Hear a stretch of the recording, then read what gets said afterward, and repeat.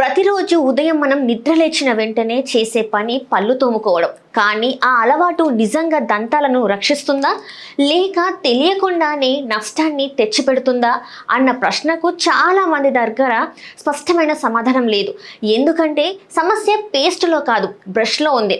చాలామంది tooth brush కొనేటప్పుడు ధర లేదా బ్రాండ్కే ప్రాధాన్యం ఇస్తారు. కానీ నిపుణుల మాట ప్రకారం బ్రష్ రూపం, బ్రిజిల్స్ల నిర్మాణం తప్పుగా ఉంటే రోజు పళ్ళు తోముకున్న దంతాల మధ్య ఉన్న వ్యర్థాలు పూర్తిగా తొలగవు. ఫలితంగా చిగుళ్ళ వ్యాధులు, దంతాల పుచ్చు, రక్తస్రావం వంటి సమస్యలు నెమ్మదిగా మొదలవుతాయి. గట్టిగా ఒకే రకంగా ఉండే బ్రిజిల్స్ ఉన్న బ్రష్ శుభ్రంగా తోముతున్న భావన కలిగించవచ్చు, కానీ వాస్తవంలో అవి పళ్ళపై ఉన్న ఎనామిల్ని అరగదీస్తాయి, చిగుళ్లలోనూ గాయపరుస్తాయి. వైద్యులు సూచించేది మాత్రం మృదువైన బ్రిజిల్స్తో జిగ్జాగ్ లేదా ఉంగరాల ఆకారంలో ఉన్న బ్రష్లనే.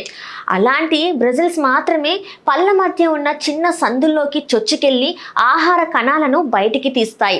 అలాగే బ్రష్ తల ఆకారం కూడా చాలా కీలకం. పెద్దగా వెడల్పుగా ఉండే తల ఉన్న బ్రష్ నోటి మూలల్లోకి సరిగ్గా చేరదు, వెనుక పళ్ళ దగ్గర శుభ్రత లోపిస్తుంది. ఈ ఆకారంలో ఉండే తల భాగం నోటి అంతటా సులభంగా తిరుగుతూ ప్రతి పళ్ళను శుభ్రం చేయడంలో సహాయపడుతుంది. హ్యాండిల్ విషయంలోనూ చిన్న తేడా పెద్ద ప్రయోజనం ఇస్తుంది. కొంచెం వంపు తిరిగిన హ్యాండిల్ వెనుక దవడ పళ్ళకు కూడా ఒత్తిడి లేకుండా చేరుతుంది. ఇంకో పెద్ద పొరపాటు బ్రష్ మార్చే విషయంలోనే జరుగుతుంది. బ్రిజిల్స్ పూర్తిగా పక్కకు వంగిపోయే వరకు చాలా మంది అదే బ్రష్ ని వాడుతారు.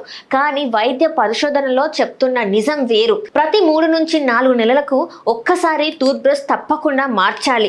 అరిగిపోయిన బ్రష్ దంతాలను శుభ్రం చేయకపోగా బ్యాక్టీరియా పేరుకుపోయే ప్రమాదాన్ని పెంచుతుంది. రోజు కొన్ని నిమిషాల పాటు చేసే ఈ చిన్న పని సరైన విధంగా ఉంటే జీవితాంతం దంత సమస్యల నుంచి రక్షణ ఇస్తుంది. కేవలం బ్రష్ ఎంపికలో జాగ్రత్త పడితే చాలు, చిరునవ్వు ఆరోగ్యంగా నిలుస్తుంది.